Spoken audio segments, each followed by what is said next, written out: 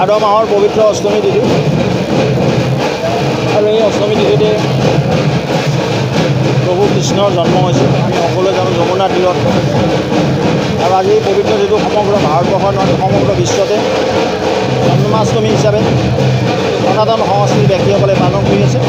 আৰু সেই নিমিত্তে আৰু আজিৰ তিথিতে বিশ্ব হিন্দু পৰিষদৰ জন্ম হৈছিল।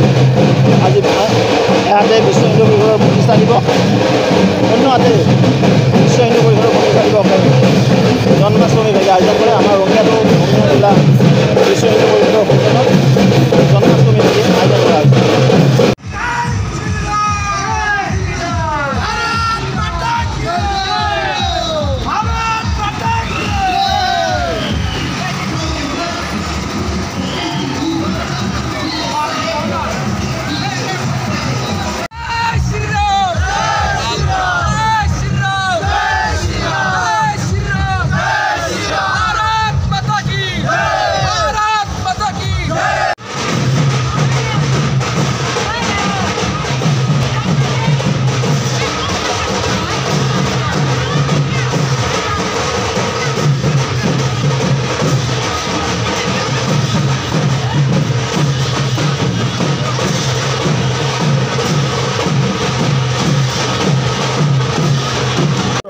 শাখা উঠি অহা প্ৰজন্মৰ যুৱকসকলক বজৰঙত আমি প্ৰশিক্ষণ দিব লাগিব।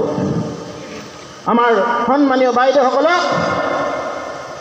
আমাৰ যি দুৰ্গা বাহিনী আছে তাত আমি নিব লাগিব।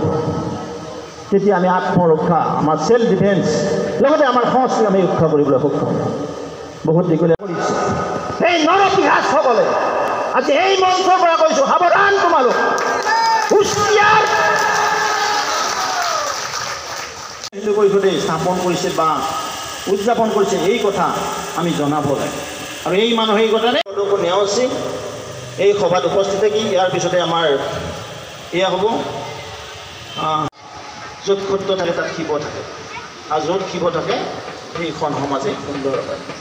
এইখন সনাতন সংস্কৃতিৰ সমাজ বিচাৰি পুনৰ সকলোকে মই শুভেচ্ছা জনাইছোঁ। হিন্দু পৰিষদে কাম কৰিছোঁ। তাক কৈছে বজৰং দল এটা আয়া বিশ্ব হিন্দু পৰিষদৰ। বিশ্ব হিন্দু পৰিষদৰ অকল বিশ্ব হিন্দু পৰিষদৰ থকা সেই প্ৰচাৰক, জিলা সভাপতি, প্ৰখণ্ডৰ সভাপতিসকলে দায়িত্ব নহয়, এজন স্বাভিমানী বিনম্ৰতাৰে ধন্যবাদ জনাইছোঁ। আৰু ভৱিষ্যতৰ দিনতো আমি কওঁ যে আমাক কোনো 1000 টকা দিব নালাগে। আমি যিদিনাখন প্ৰস্তুতি সভা পাতোঁ আমি কিমান ব্যক্তিক ইয়াৰ লগত সংযোগ কৰিব পাৰিছোঁ। ৰিলেশ্যন আপুনিও ভুগিছে নেকি গেছৰ সমস্যাত? গেছ আৰু লিভাৰ ৰিলেটেড সকলো সমস্যাৰ একমাত্ৰ সমাধান গেষ্ট্ৰচিটি। বদহজম, এচিডিটি, ফেটি লিভাৰ, পাইলছকে আদি কৰি ভিন্ন গেছৰ সমস্যাৰ সমাধানৰ বাবে কেৱল আপোনাৰ কাষত গেষ্ট্ৰচিটি।